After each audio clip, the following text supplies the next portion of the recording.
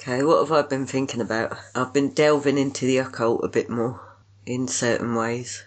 Figuring out, well, a few bits here and there really. Something that's really come to my attention lately is language, which we have talked on before a bit, and various words that have come up. And I guess I'm talking about etymology, that's what's come up with me lately.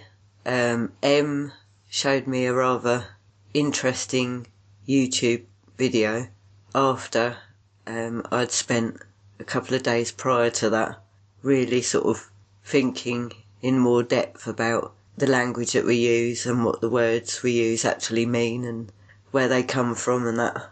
So I found that a bit mind-blowing, just this one particular video. And so that's where my focus has been lately, really. Quite an interesting one. I first was introduced to the idea of language posing a problem through conversations I'd had with M over the last few months, really. And how language, very often in terms of spirituality, we don't seem to have the right language somehow. And M took it upon himself to start making up words, which at first I thought was quite strange. I didn't really understand why. But recently, I think I've become more kind of enlightened as to why he would want to do such a thing. But as well as making up new words, I've been trying to understand and, build up my understanding, basically, of words that we already use and how the words and language can affect culture, basically. In fact, it is culture. It is culture. The majority of it is language. And this is something that, I was completely unaware of before. So it's new territory for me, and as I said, mind-blowing. So that's where my interests have been lately, my focus.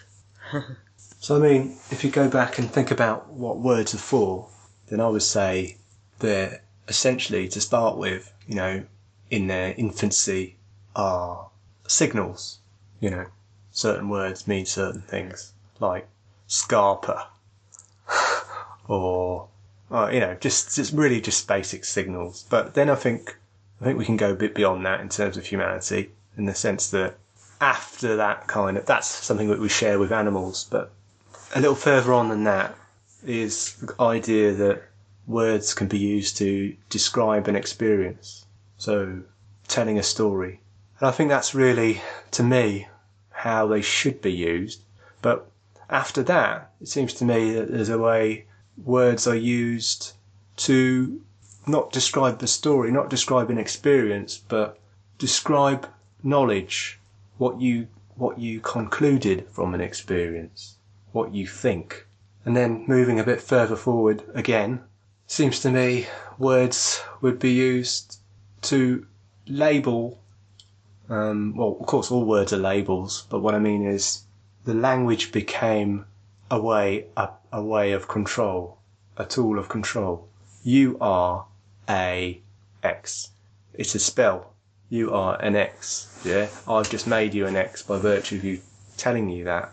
If you hear that enough, you think you're an X, whatever an X is. Yeah. So it then becomes a power struggle, and basically, in terms of occult, can I back in? Go ahead. I'd sort of in terms of occult, I think so. The idea of the word occult simply means hidden knowledge, I'd say. But when you say the word occult to someone, they immediately think of something nasty, underhand. Well, not everyone. Most people sort of, just everyday kind of mentality is that it's something that's a bit kind of not quite right. Yeah, but those people obviously haven't referenced an etymological dictionary. No, but then I hadn't up until recently. Yeah. I kind of knew that the word occult meant hidden, but I still thought it had a negative connotation to it. But what I've learned lately is that the hidden knowledge itself of the occult is not negative. It's how someone uses that knowledge that can be negative. It's not always. In fact, in a lot of cases, it certainly isn't. It's very positive. It can be used in that way also. So then I started to look at other words that are quite mainstream, like spell or spelling and rites and stuff that you might think an occultist would be interested in, I suppose. I started to go down that route. And this got me thinking about other words that we use and meanings. Just various things I've come across lately, including that video, have opened up my eyes quite a lot. It's got me thinking about a lot of the terminology in everyday life that we kind of just take for granted. Phrases, sayings, that we all say, and yet none of us seem to be that conscious of what we're actually saying sometimes. And from that respect, I do feel like we do walk around asleep a little bit. Like, When people use words, they use them the way they think they mean. Yeah. So in a sense, we're not asleep. People are just using words the way they think they mean. Yeah, but that's not the truth, is it? Well, so there is. You can look at a word and look at its etymology, but even etymology is not a complete. No. You can only go back so far. Yeah. And even when you can, things may be missing. It's all kind of just conjecture. There's no real way of proving that one word comes from another word necessarily. You can say I think in there probability. is a little bit. There's definitely evidence to suggest that a lot of our words come from Latin and Greek, for example. Yeah. But what I'm talking about the proof, because it's a bit like history being a science, isn't it? You can't really prove anything. You can say, well, it's likely that X, Y, Z, A, B, C. But because we can't actually go back there, you can't actually prove it. And therefore, people use words the way they think they mean. And therefore, it's not necessarily a bad thing that someone's using a word in a way which is not respecting the etymology of the word. It just means that they mean something different. I don't mean it's a bad thing. Yeah. I mean, not for that reason. I don't think it's a bad thing, but for the reason that words and their meanings can get warped over time and used to control people is definitely wrong, I think. Well, let's take an example then. How is a word used to control someone? Occult. By attaching a negative connotation to the word. Yeah. Right. So by basically changing the meaning of the word, you can control. Yeah. So what this is something that one of the reasons I sort of begun to make up words was I could never find the right word, and sometimes I even made up words when I could find a word that was pretty similar to what I wanted, because I knew that at some point someone else was controlling the definition of that word, and I had no control over it whatsoever.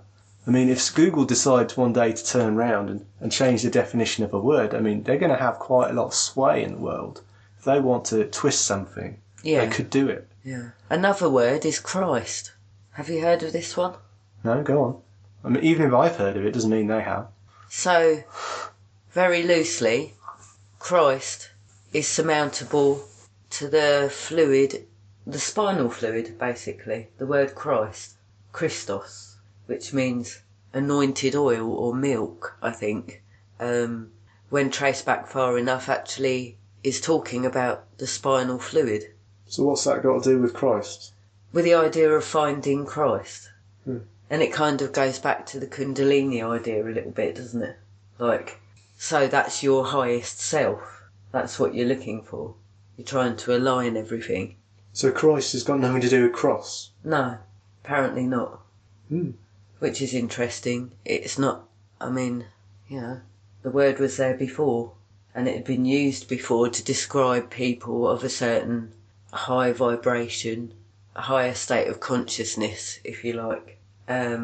So that's something that I never have heard before, and I actually think there is some truth in that. The first time I heard of Christos as in, an enlightened one, was in classic civilization at A-level, actually, but I just didn't put the two and two together. So essentially what they're talking about is someone of the highest consciousness, that a human can have. That's what makes it holy. So according to etymology, Etymonline, which is the I think website I I looked always at use. this. I think I looked at this. It's a very good etymology website. Yeah. I say very good. How would I know? It's the one that keeps coming up for me. It means the anointed. Yeah, the anointed. Noun of use of verb to rub, anoint. Yeah. So what is anointing? Is that, we're talking about massage here? Essential oils. Yeah, that's basically what we're talking about, yeah. But hang on, isn't this related to sacrifice? No, the word Christ isn't, apparently. No. I mean, basting a turkey, rubbing oil into it before you put it in the fire. No, I don't think so. Good effort, but no. Why do you anoint someone? Why do you rub them with oil? Oh, okay, I will. But on my travels, I got it as far back as actually what they were saying was spinal fluid. Yeah, that's just I'm not sure about that. But hang on, let's follow anoint. To smear or rub with oil, typically as part of a religious ceremony. To smear or rub something with any substance. Ceremonially confer divine or holy. Go back to the original definition. So Jesus was rubbed with oil. I mean, sounds pretty cool. I quite like to be rubbed with oil. Does that make me Christ? Apparently so. I don't want to be rubbed with oil if I'm going to be burnt at the stake, though. Just as a way of actually ensuring that I burn properly. Goose fat. Get a nice bit of crackling.